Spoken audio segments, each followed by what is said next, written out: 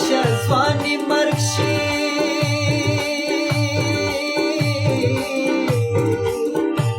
خلګۍ دې راکه زه په غلا راغلی یمه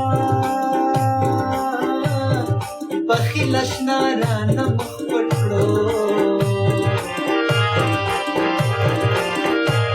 خدایه قیامت کړې چې بربنډې ووینمه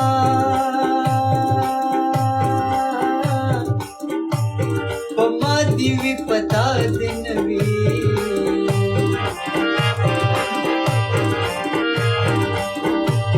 سختې ګرمۍ د ژمي یخ ساړه بادونه